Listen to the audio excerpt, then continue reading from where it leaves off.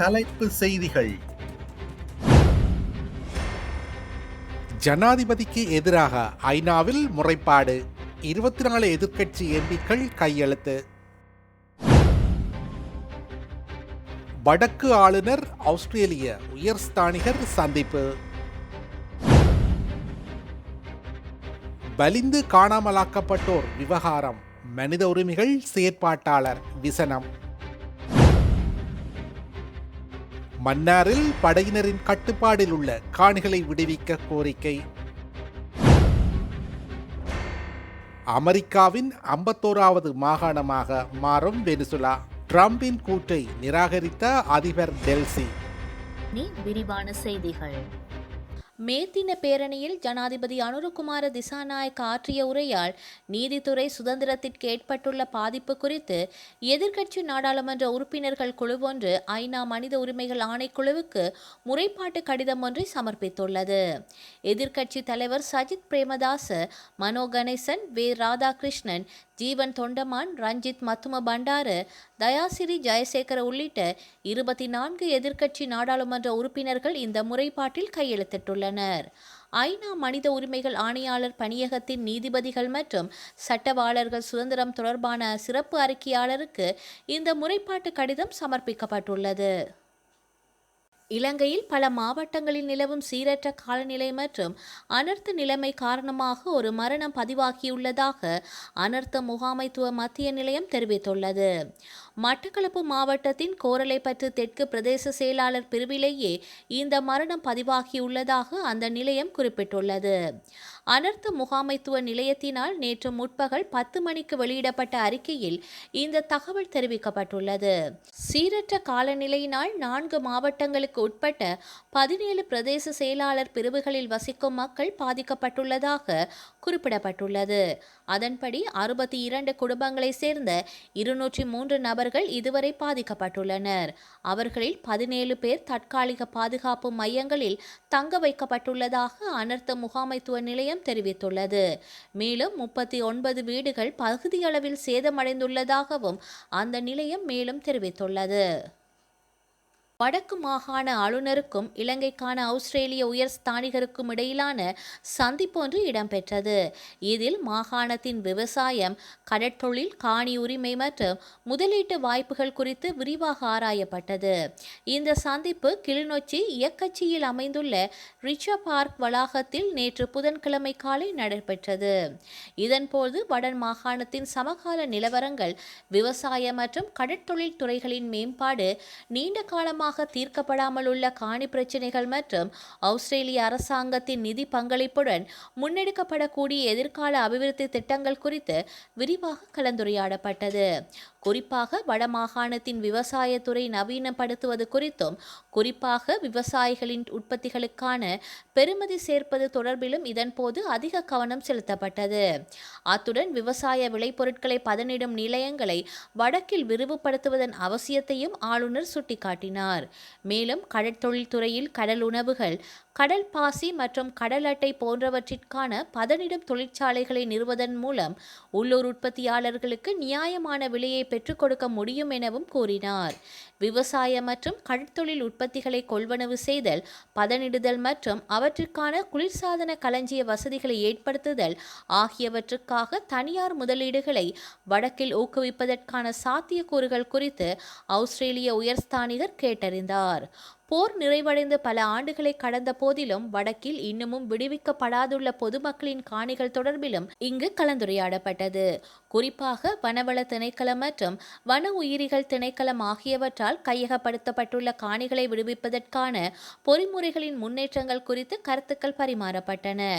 ஆஸ்திரேலிய அரசாங்கத்தின் சுமார் $4 மில்லியன் நிதியுதவியின் கீழ் உள்ளூராட்சி மன்றங்களின் நிர்வாக திறன்களை மேம்படுத்தும் நோக்கில் முன்னெடுக்கப்படும் வளர்ச்சிக்கான நிர்வாகம் என்ற திட்டத்தினூடாக வடமாகாணத்திற்கு தொடர்ச்சியான ஒத்துழைப்புகளை வழங்குவதாகவும் உயர்ஸ்தானிகர் இதன்போது குறிப்பிட்டுள்ளார். வலிந்து காணாமல் ஆக்கப்பட்டோர் விவகாரத்தை ஒரு உள்நாட்டு பொறிமுறைக்குள் கொண்டு வருவதற்கு சர்வதேச செஞ்சிலுவை சங்கம் முயற்சிப்பதாக மனித உரிமைகள் செயற்பாட்டாளர் சிவயோகநாதன் கரிசனை வெளியிட்டுள்ளார். இது குறித்து அறிக்கையொன்றை வெளியிட்டுள்ள அவர், செஞ்சிலுவை சங்கத்தினால் கடந்த 5 முதல் 7 திகதி வரை கொழும்பில் மூடிய அறை கலந்துரையாடல் ஒன்று ஏற்பாடு செய்யப்பட்டிருந்ததாகவும், அதில் வடக்கு மற்றும் கிழக்கு மாகாணங்கள் உட்பட நாடு முழுவதிலும் இருந்து வலிந்தர் காணாமல் ஆக்கப்பட்டோருடன் தொடர்புடைய சுமார் 20 பிரதிநிதிகள் பங்கேற்றதாகவும் அதில் அவர் சுட்டிக்காட்டியுள்ளார். அத்தோடு இனிவரும் காலங்களில் செஞ்சிலுவை சங்கம் வலிந்து காணாமல் ஆக்கப்பட்டோரின் குடும்பங்களுடன் நேரடியாக பணியாற்றப் போவதில்லை என்றும், மாறாக நிதியுதவி மற்றும் ஆதரவு வழங்கும் பங்காளியாக மாத்திரமே செயற்படும் என்றும் பங்கேற்பாளர்களிடம் கூறப்பட்டுள்ளது என அவ்வறிக்கையில் குறிப்பிடப்பட்டுள்ள சிவயோகநாதன், நீதி அமைச்சு, ஜனாதிபதி அலுவலகம் மற்றும் காணாமல் போனோர் பற்றிய அலுவலகம் ஆகியவற்றின் ஊடாக முன்னெடுக்கப்படும் சந்திப்புகள் உள்ளிட்ட ஒருங்கிணைப்பு பணிகளை நாடு முழுவதும் கிளைகளை கொண்டிருக்கும் சர்வோதயம் அமைப்பு கையாளும் என விசனம் வெளியிட்டுள்ளார். அதேபோன்று ஆரம்பகட்ட முயற்சிகள் வடமாகாணத்தை மையமாக கொண்டு முன்னெடுக்கப்படும். அம்முயற்சி வெற்றியளிக்கும் பட்சத்தில் அதனை கிழக்கு மாகாணத்துக்கும் விரிவுபடுத்த திட்டமிடப்பட்டுள்ளது.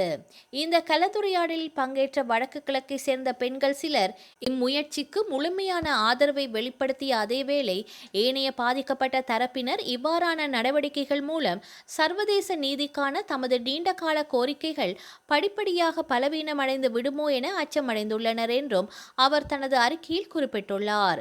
மேலும் இவ்விடயத்தை பொறுத்தமட்டில் வலிந்து காணாமல் ஆக்கப்பட்டோரின் குடும்பங்கள், சிவில் சமூக செயற்பாட்டாளர்கள், புலம்பெயர் தமிழர்கள், ஊடகங்கள் உள்ளிட்ட சகல தரப்பினரும் ஒன்றிணைய வேண்டும் என அழைப்பு விடுத்துள்ள அவர், சர்வதேச பொறுப்புக்கூறல் முயற்சிகளுக்கு தொடர்ந்து ஆதரவளிக்குமாறும், நீதிக்கான போராட்டத்தை பலவீனப்படுத்தும் முயற்சிகள் தொடர்பில் எச்சரிக்கையுடன் செயற்படுமாறும் சகல தரப்பினரிடம் வலியுறுத்தியுள்ளார்.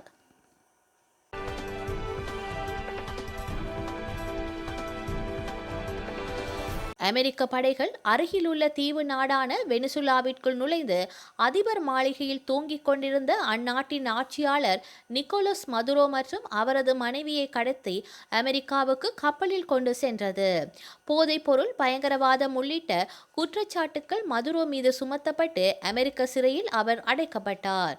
வெனிசுலா இடைக்கால அதிபராக துணை அதிபராக இருந்த டெல்சி ரோட்ரிக்ஸ் பதவியேற்றார். எண்ணெய் வளம் மிக்க வெனிசுலா இவ்வாறான அமெரிக்காவின் மறைமுக கட்டுப்பாட்டுக்குள் சென்றது. அங்கு மதுரோவால் முடக்கப்பட்டிருந்த அமெரிக்க எண்ணெய் கொள்முதல் மீண்டும் தொடங்கப்பட்டது.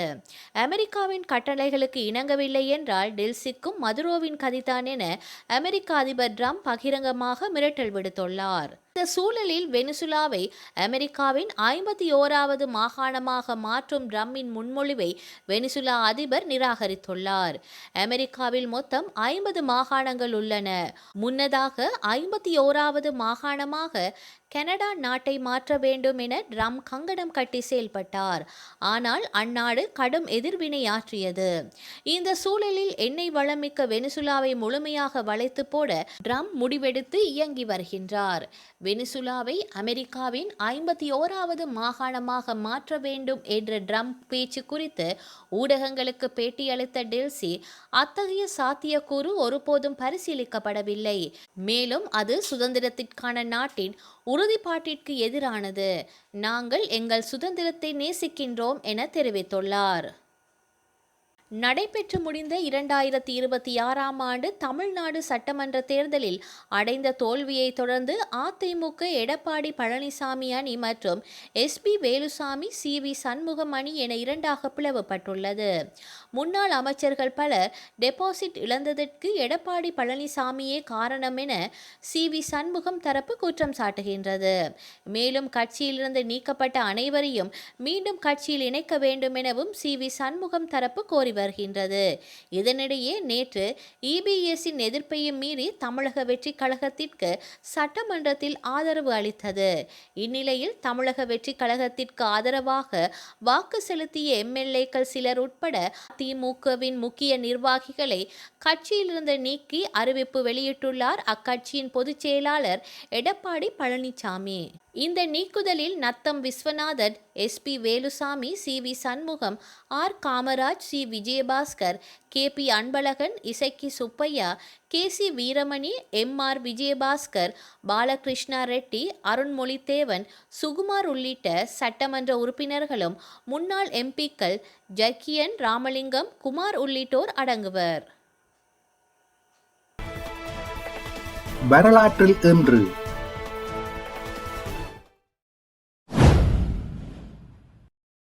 1965 இலங்கையில் ரோகண விஜயவீர மக்கள் விடுதலை முன்னணி என்னும் அரசியல் கட்சியை ஆரம்பித்தார்.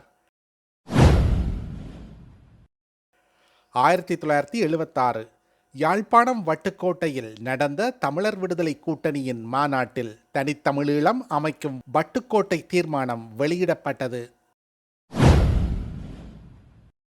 2004 பிரேசில் மெனலெஸில் வானூர்தி ஒன்று அமோஷான் மலைக்காடுகளில் வீழ்ந்ததில் அதில் பயணம் செய்த 33 பேர் உயிரிழந்தனர். 2004 டென்மார்க்கின் முடிக்குரிய இளவரசர் பிரெட்ரிக் ஆஸ்திரேலியாவை சேர்ந்த மேரி டொனால்ட்சன் என்பவரை திருமணம் புரிந்தார். செய்திகளை உடனுக்குடன் தெரிந்து கொள்ள உடனே சப்ஸ்கிரைப் செய்து பெல் பட்டனை கிளிக் பண்ணவும்.